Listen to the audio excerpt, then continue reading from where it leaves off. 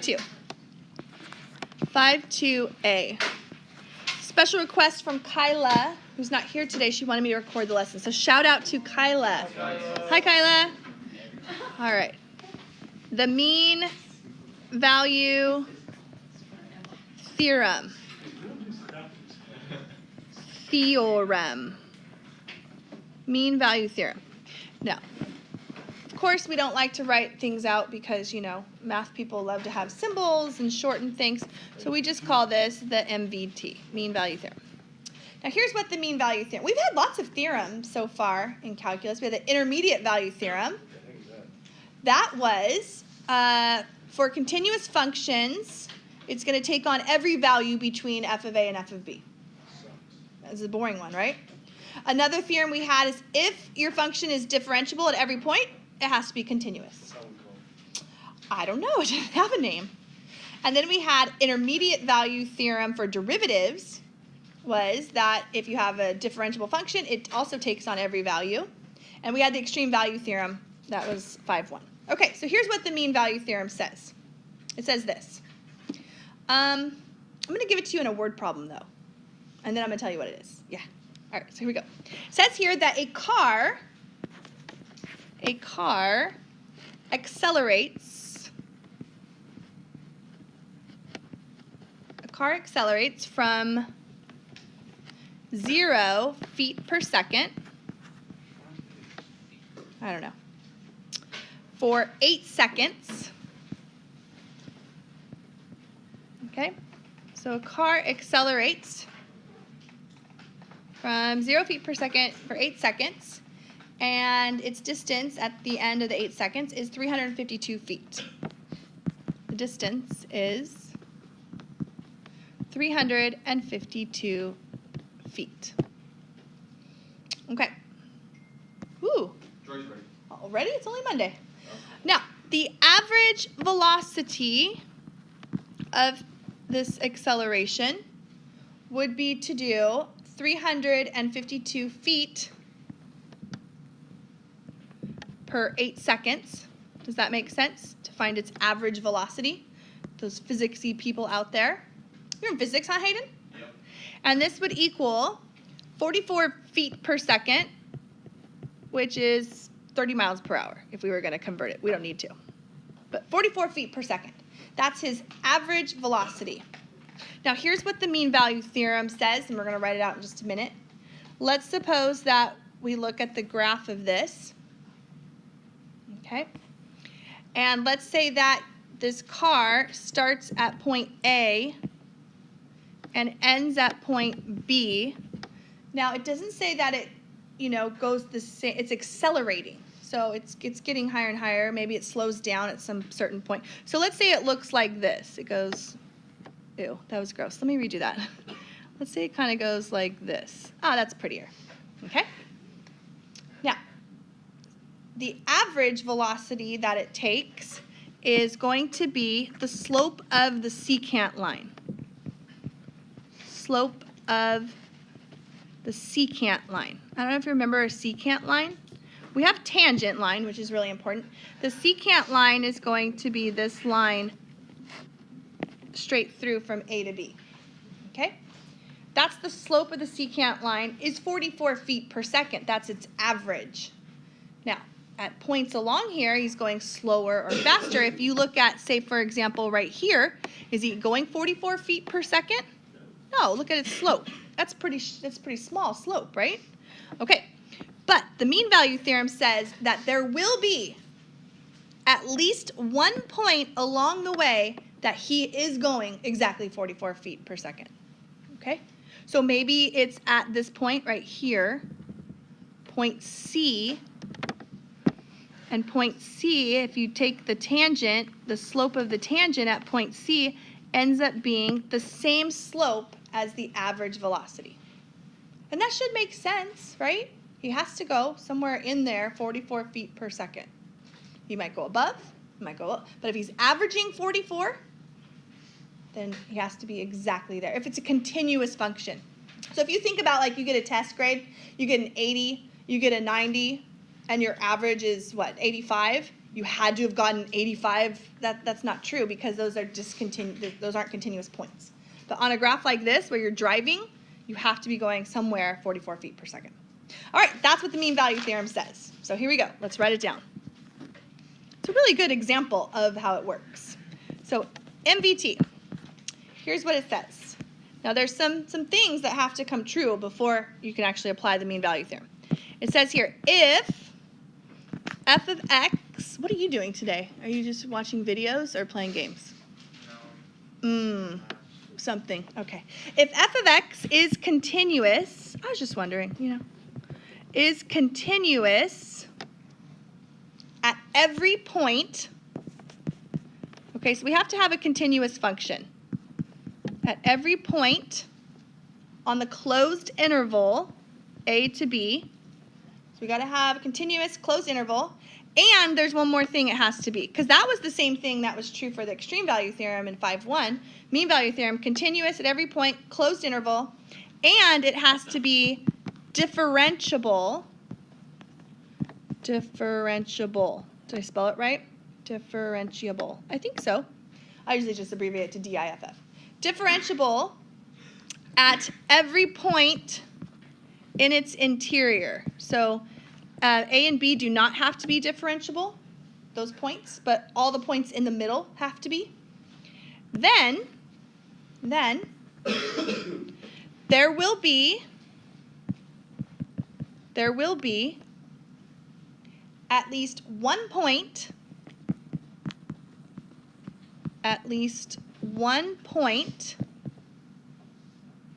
and we'll call that when x is c, 1 point c, okay,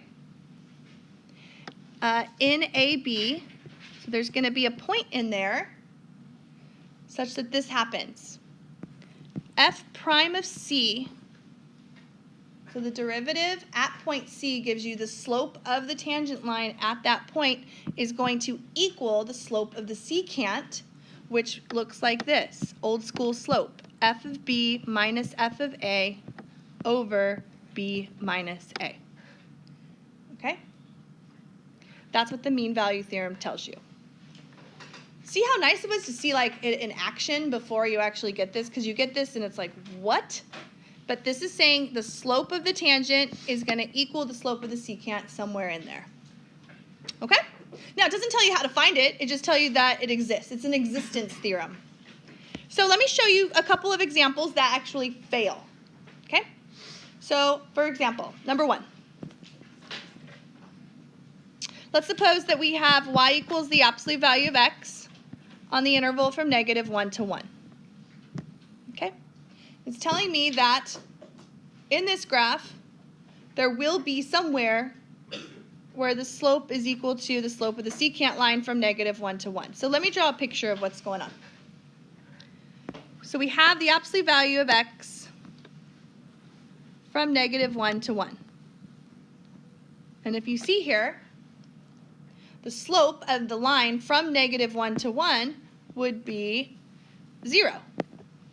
Well, is there any point in here that the slope's going to give me 0? No. This fails. Now, let me ask you, why does it fail? Because there's a corner. Because there's a corner. Yes. Look back at the definition.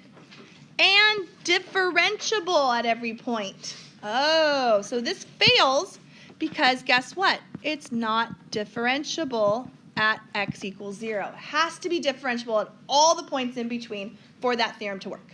Okay?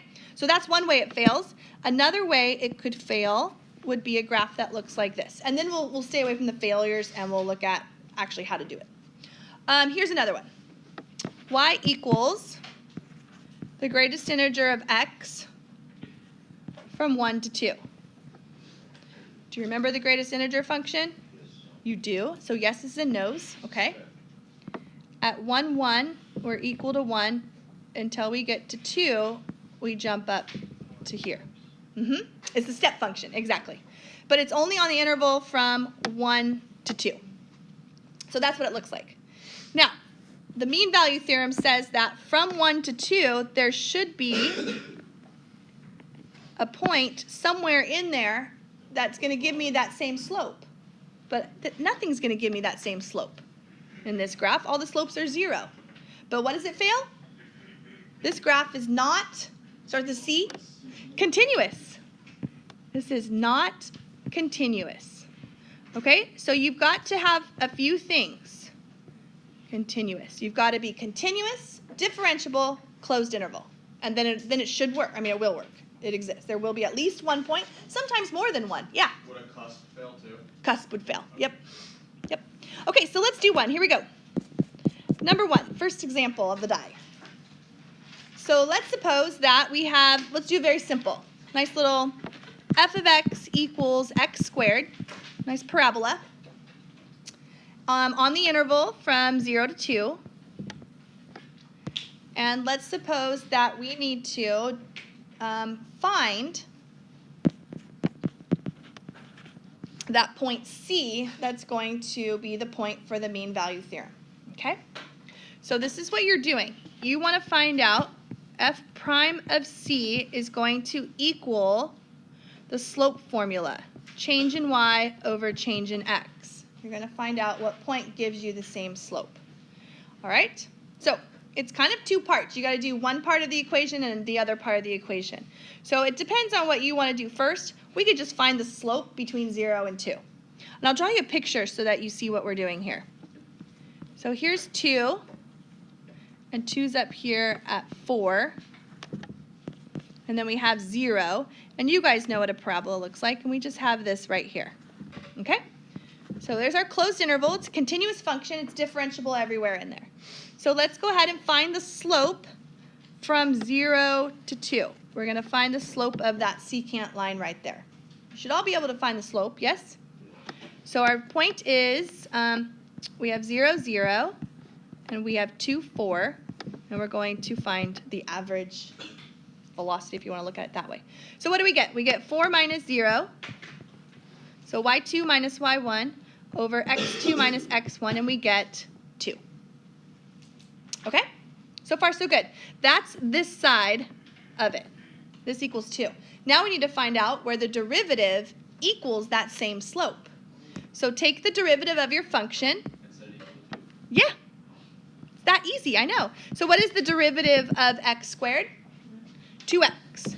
So let's find out, where does 2x equal 2? At x equals, yes, the slopes have to be the same, and it's at 1. So here's 1 right here. X equals 1. And so I get the point 1, plug it back into the original f of x. You want the point xy or x f of x. And you get the point 1, 1. And so at 1, 1, we are also going to have a slope of 2 there. Yes? Yes. Do they get harder? Of course they do. All right, they might also ask you to find the equations of those lines. The green and the red line that I drew. Find the equation of the lines. Hopefully you know how to find the equation of a line given a point and a slope by now, yeah? All right, so let's go ahead and let's find the secant line. It's called the secant line, the one from 0 to 2. And that one's pretty easy to find, right? What's the slope? It's 2. And what's the y-intercept? 0. So then the secant line would have an equation of y equals 2x. You can put that in point slope form if you want to, but we have all the information there. That is point slope form, you're right. I was thinking like if someone did like y minus 2 equal, you know, like, or 4, y minus 4, okay. And then the tangent has the point 1, 1 with a slope of 2. So we would do y minus 1 equals 2x minus 1. Okay. If you want to, you could leave it like that. It's fine. If you don't feel comfortable, you know, you could distribute and add. So you get y equals 2x minus 1. So that's the tangent line, the line in red up here. And then the green one is the secant line. As you can see, their slopes are equal. They have the exact same slope. Okay? All right, let's do a little bit harder one. Would you like a harder one? Of course, because not all... Huh? What? Don't even. Number 2. That's what she said, Joe, guys. Our first one of the new year. I have you said a few already. That's I think my third one today. Oh, okay. Today. Oh, okay. You have a problem. All right, here we go. I said you. I don't like that one. Let's do this one instead. Oh, it says to do this one. Okay, here we go. Let's say that f of x is equal to the square root of x minus 1. And let's say that, and sometimes they don't give you the interval like with brackets and stuff.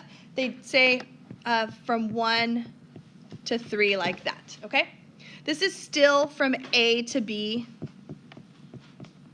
It's still the same thing. It's just written a different way.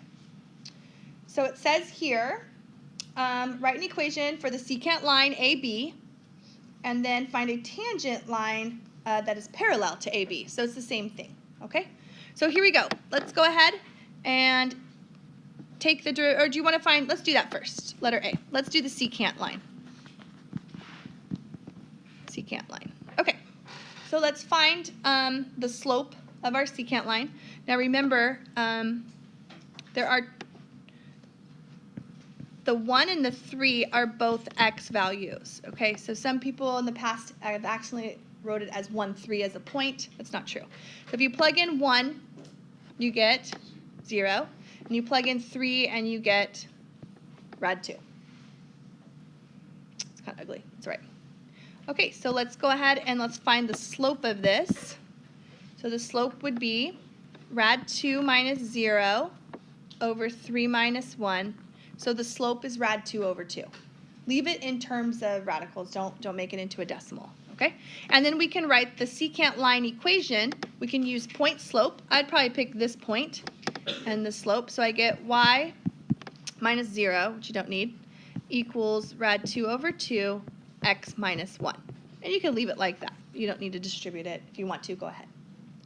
All right, so there's the secant line. And now we need to find the tangent line that's going to be parallel. Tangent parallel to secant. Okay.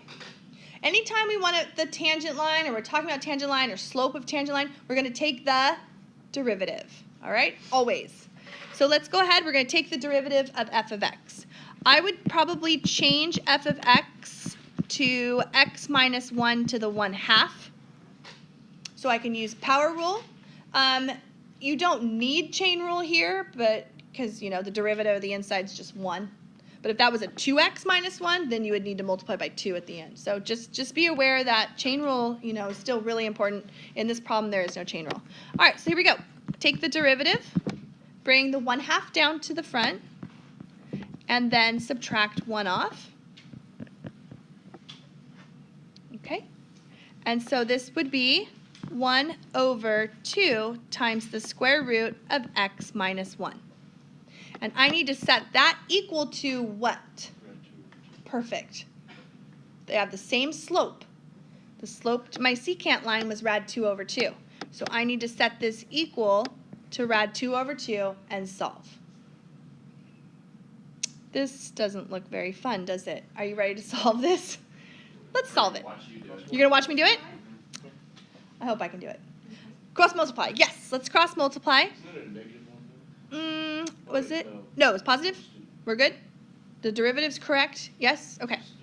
So we'll go 2 rad 2 rad x minus 1 equals 2. It's not a pretty number. It's going to be, though. We can divide both sides by 2. So I have rad 2 rad x minus 1 equals 1. And you know what we can do? Square both sides. You're allowed to square both sides here. And this is not a binomial. This is a multiplication. So when you square both sides, both of those things will be squared. So what do you end up with? 2 times x minus 1 equals 1. Is everyone okay with that?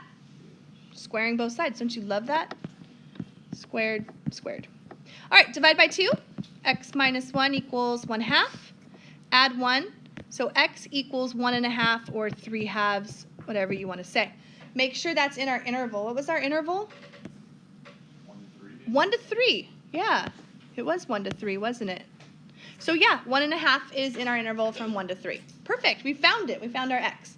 So now what we need to do is to write the tangent line equation, we need a point and a slope. Our slope is still rad 2 over 2. Our point is going to be 3/2 comma something. We got to plug that back in. So we'll plug it back in. We'll go f of 3/2 back into our original, which will give us the square root of 3/2 minus 1, which is the square root of 1/2, or rad 1 over 2, or 1 over rad 2, which is rad 2 over 2, if we rationalize it. Do we have to do that? Yeah, we're in calculus, of course. All right, so now we have a point and a slope. So we can go ahead and take those two pieces of information and write this into point-slope form. So here's our answer for our tangent line. I'll write it up here. Y minus rad 2 over 2 equals rad 2 over 2 is our slope, x minus 3/2. That's gross, but that's okay. You can leave it like that. Okay, point-slope form, it's fine. Just as long as you keep it in radicals, it's much better. And there you go.